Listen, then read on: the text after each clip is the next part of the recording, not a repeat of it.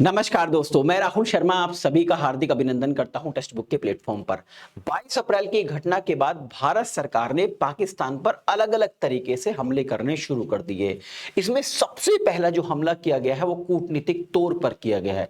अभी कुछ दिन पहले 5 जबरदस्त एक्शन लिए गए हैं कूटनीतिक तौर पर, जिसमें सबसे बड़ा एक्शन जो लिया गया है दोस्तों वह इंडस वाटर ट्रीटी को होल्ड करना। यानी सिंध नदी का जो पानी, जो सिंध नदी तंत्र है उसका पानी जो पाकिस्तान की ओर जा रहा है उसको होल्ड करने की बात की गई है।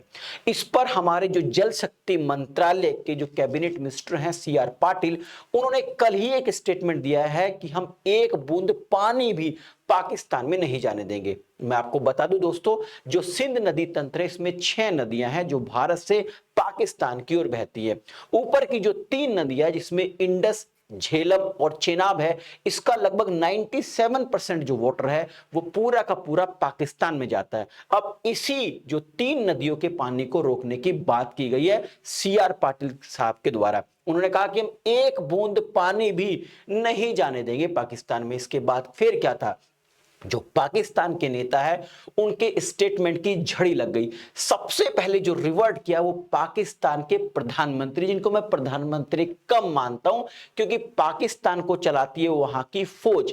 तो उन्होंने एक स्टेटमेंट दिया, उन्होंने कहा कि ये एक तौर से अगर भारत पानी रोकता है तो एक तौर से सीधा हमला है पाकिस्तान के ऊपर, हम भी इसका रिवर्ट करेंगे। बना के तो देखिए डैम भारत एक बार इन नदियों पर, उन डैम पर न्यूक्लियर अटैक होगा।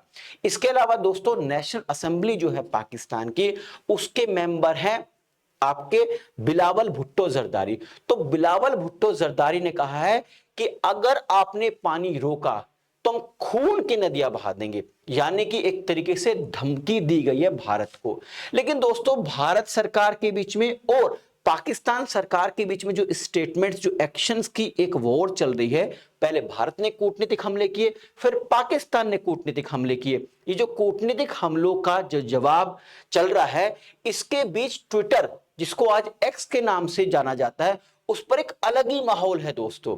वहां पर पाकिस्तानियों ने कुछ पोस्ट किया है और जो बहुत ज्यादा वायरल हो रहा है, जिसकी बहुत, जो आजकल बहुत सुर्खियों में है। देखिए एक व्यक्ति है, उन्होंने एक्स पर एक पोस्ट डाली है जिसमें उन्होंने कहा है कि देखिए भारत के अमृतसर यानी कि वाघा बॉर्डर से लाहौर की जो दूरी है लगभग 24 से 25 किलोमीटर है। अगर भारतीय फौज लाहौर के अंदर आती है तो उसको मुश्किल से 2 घंटे में झंडा फहराने में देरी नहीं लगेगी, यानी 2 घंटे में लाहौर में आ जाएगी। लेकिन जैसे ही लाहौर पे कब्जा करेंगे, वो 2 घंटे कब्जा करने में लगेंगे, लेकिन 24 घंटे में वो यहां से वापस भाग जाएंगे। उसका एक कारण बताया इस व्यक्ति ने। उसने कहा कि जैसी फौज यहां पर आएगी लाहौर में तो उसका स्वागत होगा भुखमरी से, उसका स्वागत होगा महंगाई से, उसका स्वागत उस शहर से होगा जहां पर सर्दियों में मैक्सिमम 10 घंटे इलेक्ट्रिसिटी आती है और गर्मियों में तो इलेक्ट्रिसिटी का पता ही नहीं है। उन लोगों से स्वागत होगा जिनका जिनका पैसा मारा जा चुका है स्टॉक एक्सचेंज में, क्योंकि 2 दिन पहले ही जैसे आपने ये एक्शन लिया है, इंडस वाटर ट्रीटी को होल्ड किया है, तो पाकिस्तान का जो स्टॉक एक्सचेंज है वो क्रैश हो गया, जिसकी वजह से लाखों लोगों का पैसा मारा चुका है, वो आपके पीछे भाग लेंगे। तो आप 24 घंटे के अंदर इस देश को वापस छोड़ देंगे, क्योंकि पाकिस्तान में रहना कोई आम बात नहीं है। तो भाई आप अपने देश में ही रहिए, ऐसा कहा गया। इसके अलावा और भी बहुत सारी पोस्ट है जिसमें एक व्यक्ति ने लिखा है, ट्वीट एक्स पर लिखा है, पोस्ट किया है कि भारतीय सेना हमें नहीं मारेगी, अब तो डर भी नहीं लगता है, हम तो रोज मर रहे हैं भुखमरी की वजह से, आटा हमें नहीं मिलता है, जब 300 रुपए किलो हम आटा खरीदते हैं, जब खाना बनाने की हमें गैस नहीं मिलती है तो हम रोज मरते हैं। हम ऐसे मरते हैं जैसे हम जो आर्मी चीफ है मुनीर और पाकिस्तान के प्रधानमंत्री शहबाज शरीफ, उनके कंधे पर हम रोज जाते हैं। इस प्रकार की कुछ पोस्ट किए गए हैं, यानी कि उनका स्पष्ट कहना है कि भारतीय फौज आती है तो आ जाए, हमें कोई डर नहीं, क्योंकि हम तो रोज मर रहे हैं, रोज रोज ना मर के एक बारी मर जाते हैं। देखिए क्यों कहा गया, इस व्यक्ति ने ऐसा क्यों लिखा, इन लोगों ने क्यों लिखा जो काफी ज्यादा ये पोस्ट वायरल हो रही है। तो मैं आपको बता दूं, बहुत सारे दोस्तों पाकिस्तान के अंदर आंदोलन हुए समय समय पर, क्योंकि पाकिस्तान के अंदर इस समय हाई इन्फ्लेशन है, महंगाई चरम सीमा पर है। मैं हाई इन्फ्लेशन ना कह के इसको स्टैगफ्लेशन कहूंगा, मतलब एक ऐसी मुद्रास्फीति, एक ऐसी महंगाई, जो महंगाई तो है, वस्तु और सेवा तो उस देश के अंदर बहुत महंगे हैं, इसके अलावा वहां पर अनएम्प्लॉयमेंट यानी बेरोजगारी भी चरम पर है। यहां पर कुछ प्रोडक्ट्स के प्राइस आप देख सकते हैं, जैसे जो प्याज है वो 118 रुपए केजी मिल रहा है इस समय पाकिस्तान के अंदर। ये एवरेज प्राइस है, इससे ज्यादा भी हो सकता है।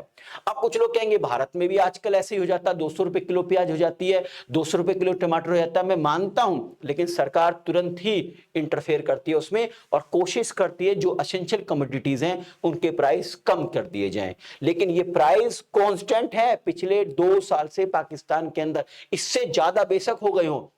मैं लाहौर के प्राइस बता रहा हूं आपको। इसके अलावा जो आलू है वो 71 रुपए किलो बिक रहा है, जो टमाटर है वो 178 रुपए किलो बिक रहा है, जो आपका गार्लिक यानी लहसुन है 620 रुपए केजी, और जो व्हीट है, जो आटा है वो 170 रुपए किलो मिल रहा है, लो क्वालिटी वाला। यानी लोगों के पास आटा खरीदने के पैसे नहीं है, तो वो तो डेली मर रहे हैं। तो तभी तो उस व्यक्ति ने पोस्ट कर कहा है कि अगर 2 घंटे में भारतीय सेना लाहौर में घुसती है तो आइए, आपका मोस्ट वेलकम है महंगाई से। इसके अलावा बताया गया है, उसमें यह भी कहा गया कि देखिए बहुत सारे लोग आपके पीछे पड़ जाएंगे जिनका पैसा आपने डुबवा दिया है, मरवा दिया है स्टॉक एक्सचेंज में। मैं आपको बता दूं, जैसे ही भारत ने इंडस वाटर ट्रीटी को होल्ड करने की बात करी दोस्तों, तो तुरंत ही जो पाकिस्तान का स्टॉक एक्सचेंज है कराची 100 इंडेक्स, वो एकदम क्या हो गया, स्लम्स हो गया, एकदम गिर गया। 100 लगभग 1500 पॉइंट की इसमें गिरावट आई, तो हाहाकार मच गया, लाखों लोगों का करोड़ों रुपया डूब गया। तो वो ढूंढते फिर रहे हैं कि किसकी वजह से ये पैसा हमारा डूबा है। तो आइए, भारतीय फौज आती है तो हमारे लोग उनके पीछे पड़ जाएंगे कि आपकी वजह से हमारे पैसे डूब गए हैं। तो लाहौर में रहना, पाकिस्तान में रहना किसी के बस की बात नहीं है। इसके अलावा उन्होंने कहा, उस व्यक्ति ने यह भी रेफरेंस दिया है कि देखिए जो इंडस वाटर ट्रीटी को आप होल्ड करने की बात कर रहे हैं, इसकी वजह से हमारे यहां पर जो प्रोडक्शन है इलेक्ट्रिसिटी का वो डाउन हो जाएगा। वैसे आप आइए, लाहौर जैसे शहर में आएंगे, बड़े शहरों पर जब पाकिस्तान के अंदर आएंगे, पाकिस्तान पे भारत का कब्जा हो जाएगा। तो जैसे आपके देश में इलेक्ट्रिसिटी बहुत आती है, हमने तो ये भी सुना है कि गांव के अंदर भी इलेक्ट्रिसिटी बहुत आती है, हमारे यहां आप आइए, हमारे यहाँ शहरों में आपको 10 से 12 घंटे की इलेक्ट्रिसिटी विंटर में मिलेगी, नहीं सर्दियों में मिलेगी। गर्मियों में तो बिजली का पता नहीं। यहाँ पे ग्राफ देखिए, इस ग्राफ में आप देख सकते हैं जैसे कि फैसलाबाद है, हैदराबाद है, पेशावर है, इस्लामाबाद है। इस्लामाबाद में लगभग 21 घंटे की इलेक्ट्रिसिटी आती है, वो विंटर में, ठीक है, मैक्सिमम पीरियड आती है सबसे ज्यादा। इसके अलावा लाहौर में 15 से 16 घंटे, कराची में 8 घंटे आती है विंटर में, और जब पीक सीजन होता है, गर्मियां होती हैं, तो मैक्सिमम आपके जो इस्लामाबाद है वहां पर तो 10 से 12 घंटे लाइट आती है, और वो भी जो हाई क्लास सोसाइटी है। यानी कि आप आइए तो एक बार, आपको पता लग जाएगा पाकिस्तान कैसा है। आप आ तो जाएंगे 2 घंटे में, लेकिन 24 घंटे में आप वापस नजर आएंगे इस देश को छोड़ते हुए। इसके अलावा उसने बताया है कि जो आपने इंडस वाटर ट्रीटी को होल्ड करने की बात करी है, इसकी वजह से जो हमारे हाइड्रो पावर प्रोजेक्ट हैं वो बंद होने की कगार पर हैं, वो तुरंत बंद हो जाएंगे। यानी जो अभी ये इलेक्ट्रिसिटी की बात की गई, जो इतने घंटे आती है, ये निगेटिव में चले जाएंगे। अब देखिए जरा, यहां पर कई सारी ये जल विद्युत परियोजनाएं, जैसे तरवेला दम है, ठीक है, मंगला डैम है, आपका गाजी है, ठीक है, नीलम डैम है और दासू डैम है।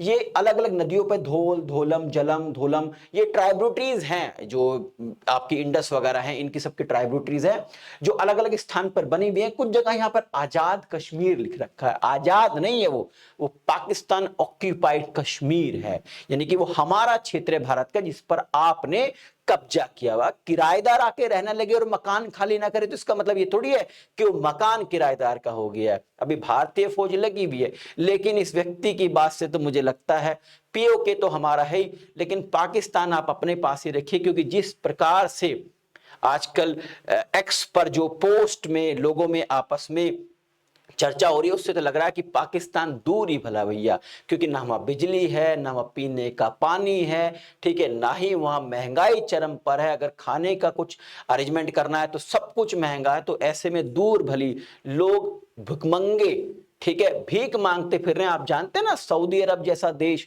जो वो इनको वीजा नहीं देता, कहता कि ये हमारे यहाँ आते हैं और फिर भीख मांगने की शुरुआत कर दे देते हैं। तो भैया इनसे दूरी भली। जो ट्विटर यानी एक्स पर जो पोस्ट की गई है, मैं उससे तो सहमत हूं। आप जरूर बताइएगा कि आप इस व्यक्ति की बात से सहमत है कि नहीं है। हाँ, हमारी फौज इसमें नो डाउट 2 घंटे में तो पहुंच जाएगी, लेकिन ऐसे देश पर हम कैसे कब्जा कर लें जहां पर भुखमरी चरम पर हो, जहां पर महंगाई चरम पर हो, ठीक है। तो इनसे तो दूरी भली। तो आई थिंक इस वीडियो के माध्यम से जो इन्फॉर्मेशन मैं आप तक पहुंचाना चाह रहा था वो पहुंच गई होगी दोस्तों। जाने से पहले अगर आज के सवाल की बात करें तो पाकिस्तान में जो इंडस वाटर ट्रीटी में किस प्रकार की विघटन के कारण सबसे अधिक प्रभावित होने वाला क्षेत्र कौन सा होगा, यानी कि जो इंडस वाटर ट्रीटी है उसको होल्ड करने से इनमें से कौन सा क्षेत्र है जो सबसे ज्यादा अफेक्टेड होगा। आप इस वीडियो के कमेंट बॉक्स में इसका आंसर जरूर बताइएगा दोस्तों। जाने से पहले एक इंफॉर्मेशन और देता हूं, अगर आप यूपीएससी की तैयारी कर रहे हैं और आपका माध्यम हिंदी है तो निर्णय आईएएस आपके लिए लेके आया है ऑफिसर्स बैच 2026। इस बैच के कुछ फीचर्स बता देता हूं दोस्तों, जैसे यहां पर डेली बेसिस पर लाइव क्लासेस होंगी। अगर आप लाइव क्लासेस नहीं देख सकते तो इनका रिकॉर्डेड वर्जन भी अवेलेबल रहेगा। इसके अलावा मॉक टेस्ट, स्टडी नोट्स, ठीक है, टेस्ट सीरीज, सब कुछ इसमें अवेलेबल है। और सबसे जो मेन जो इंपॉर्टेंट फीचर है that is the free mentorships programmes.